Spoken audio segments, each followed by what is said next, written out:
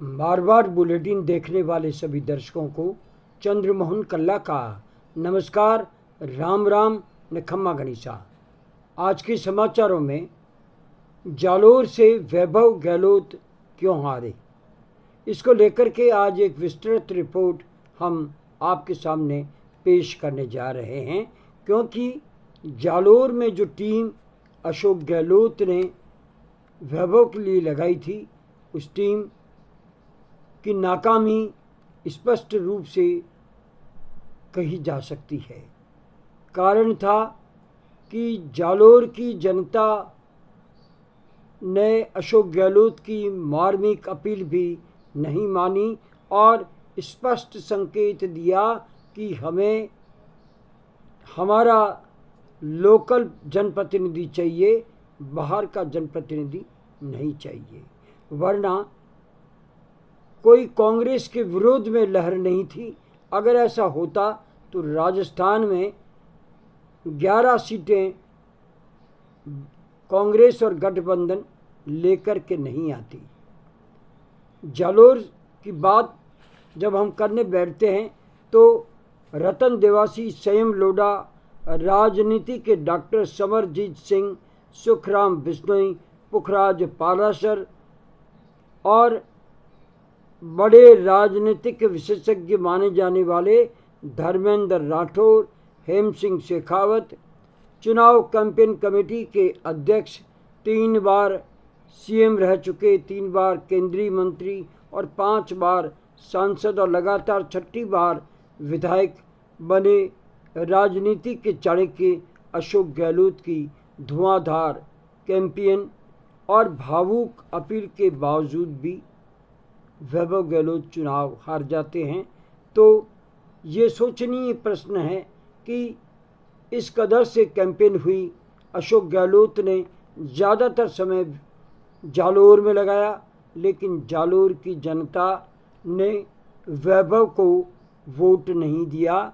ये सबसे बड़ा प्रश्न उठता है कि जिस कैंपेन टीम को लगाया गया वो लोगों के जहन में ये बात नहीं उतार सकी कि वैभव गहलोत जालोर के लिए उपयोगी जनप्रतिनिधि बन करके उभरेंगे। लेकिन दूसरी ओर लुम्बाराम थे, जिनको साधारण व्यक्ति होने के कारण वे ज़्यादा कुछ नहीं बोले, मात्र हाथ जोड़ करके लोगों के बीच में पहुंचते, लेकिन लोकल होने का फ़ायदा स्पष्ट रूप से वहाँ मिला है। आपको बता दें कि कंपनियों का प्रचार इतना ज़बरदस्त था वैभव गहलोत के पक्ष में कि शायद ऐसा लगा कि हवा वैभव गहलोत के पक्ष में है। जोधपुर से 2,74,000 से चुनाव हारने वाले वैभव गहलोत सरदारपुरा से अपने पिता के गृह क्षेत्र से भी चुनाव में पीछे रह जाते हैं और जालोर के लिए आखिरकार उन्हें लोकसभा में प्रत्याशी कांग्रेस बना देती है। आपको ये भी बता दें कि जातिगत समीकरण की बात करें तो जालोर में 36% SC/ST वोटर्स हैं, 1 लाख मुसलमान हैं, 1.5 लाख माली वोटर्स हैं और राजपूत वोट बैंक में सेंध मारने के लिए पूरा गणित बैठाया गया। इसमें सेंध मारने के लिए हेम सिंह शेखावत और धर्मेंद्र राठौर को राजपूत नेता के तौर पर कमान संभालने को अशोक गहलोत ने कहा था। जालोर में कांग्रेस के साथ राजपूत थे, पहले उन्हें किनारे किया गया, निपटाया गया।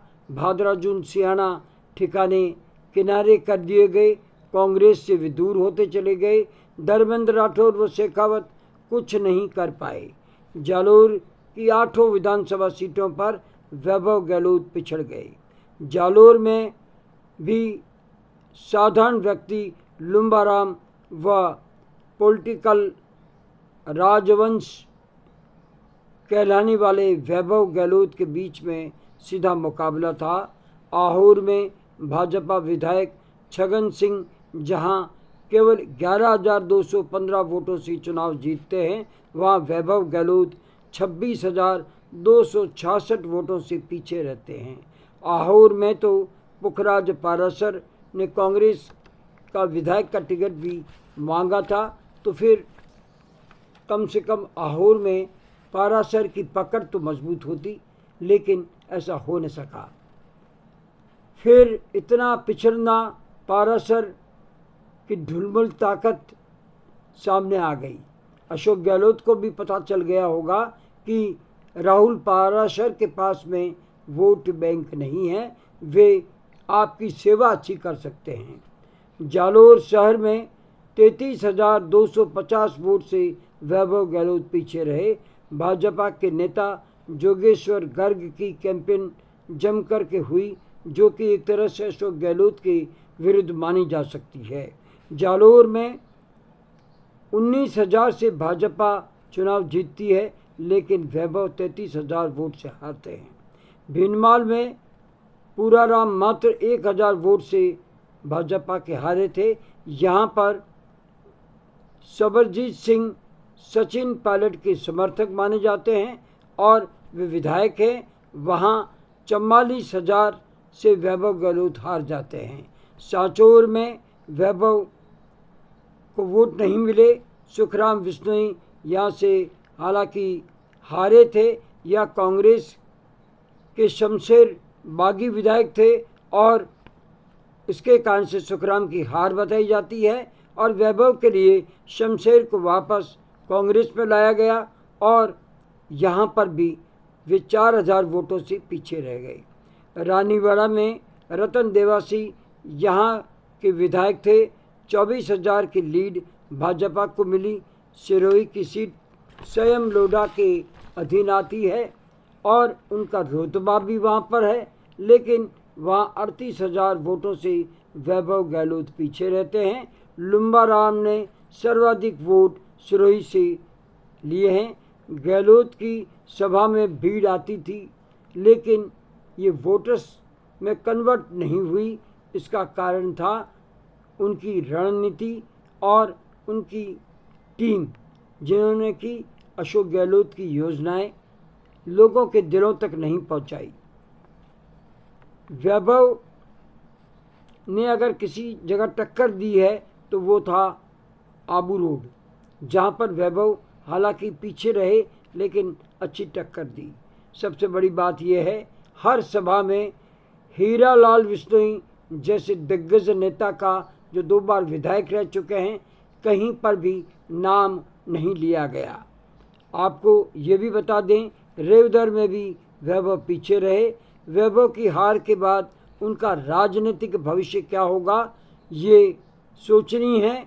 गहलोत ने वैभव के लिए जो टीम बनाई, पुखराज पाराशर जो कभी चुनाव नहीं लड़े, धर्मेंद्र राठौड़ चुनाव लड़े लेकिन जमानत जब्त करवा बैठे, ऐसे टीम से क्या उम्मीद की जा सकती है। और यही हुआ कि वैभव गहलोत चुनाव तो हारे ही, अब उनका राजनीतिक भविष्य क्या होगा ये फिलहाल गर्त में है। देखते हैं आने वाले समय में वैभव गहलोत कहाँ तक अपनी राजनीतिक यात्रा ले जाते हैं। फिलहाल हमारा इजाज़त लेने का समय आ गया है, अब हमें इजाज़त दें और इस चैनल को सब्सक्राइब करें, लाइक करें, शेयर करें और चैनल को बढ़ावा दें। शुभ रात्रि, जय हिंद, शब्बा खैर, जय जय भारती।